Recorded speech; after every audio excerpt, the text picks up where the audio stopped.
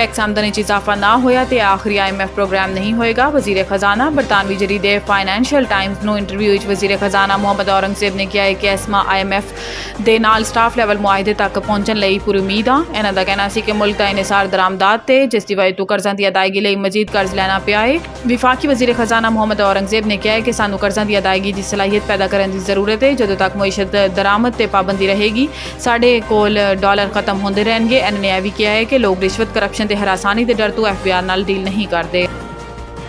वज़ीर आज़म शहबाज शरीफ एक रोज़ा दौरे ते कोयटा पहुँच गए। विफाकी वज़रा जाम कमाल खान, आज़म नसीर तारड़, सरदार अवैस लगारी, अताउल्ला तारड़ ते वज़ीर मुमलिकत अली परवेज़ मलिक वज़ीर आज़म दे हमराह ने। दौरे के दौरान वज़ीर आज़म नूं सूबे दी सिक्योरिटी सूरत हाल ते ब्रीफिंग दी जाएगी, जबकि वज़ीर आज़म दी वज़ीर आला बलोचिस्तान ते गवर्नर नाल मुलाकात होएगी। वज़ीर आज़म तरक्याती मनसूबा समेत सिक्योरिटी ते अहम इजलास नाल सदारत भी करनगे। वज़ीर आज़म पाकिस्तान तो गवर्नर बलोचिस्तान ते सूबाई काबीना दी गवर्नर हाउस ते अलहदा मुलाकात होएगी, जबकि पाकिस्तान मुस्लिम लीग नून दे सूबाई रहनुमावां दा वफ्द भी मुलाकात करेगा।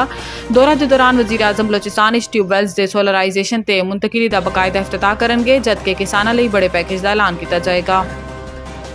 लाहौर हाईकोर्ट का परवेज़ इलाही बेटे ते बहू का नाम पासपोर्ट कंट्रोल लिस्ट तो निकालन का हुक्म। लाहौर हाईकोर्ट ने पाकिस्तान तहरीक इंसाफ के रहनुमा चौधरी परवेज़ इलाही ते दीगर का नाम पासपोर्ट कंट्रोल लिस्ट तो निकालन का हुक्म जारी कर दिता। चौधरी परवेज़ इलाही ते दीगर का नाम पासपोर्ट कंट्रोल लिस्ट तो निकालन ले मुतलिक केस की समात लाहौर हाईकोर्ट हुई। अदालत ने फ्रीकैन के वकला के दलाइल सुनन तो बाद परवेज़ इलाही बेटे रासिक इलाही ते बहू ज़ारा इलाही के नाम पासपोर्ट कंट्रोल लिस्ट तो निकालन का हुक्म जारी कर दिता। ख्याल रवे कि मुख्तलिफ मुकदमात च नामजद होने की वजह तो चौधरी परवेज़ इलाही ते दीगर का नाम पासपोर्ट कंट्रोल लिस्ट शामिल किया गया सी।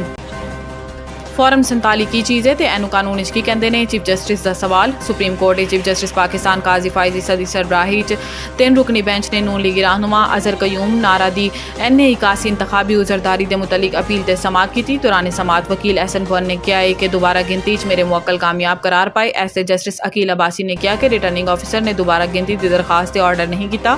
रिटर्निंग ऑफिसर दोबारा गिनती का कानून के मुताबिक पाबंद सी। तुसी दरखास्त दोबारा गिनती रिटर्निंग ऑफिसर को करानी चाहिए सी। इस मौके पर चीफ जस्टिस पाकिस्तान ने सवाल किया कि फॉर्म 47 की चीज़ है तो फॉर्म 47 कानून की कहते हैं। ऐसे एहसन भवन ने दसिया कि फॉर्म 47 इब्तदाई नतीजा होंदा है, हतमी नतीजा फॉर्म 48 ते जारी होंदा है, जबकि फॉर्म 47 कानून आरजी नतीजा करार दिता गया है।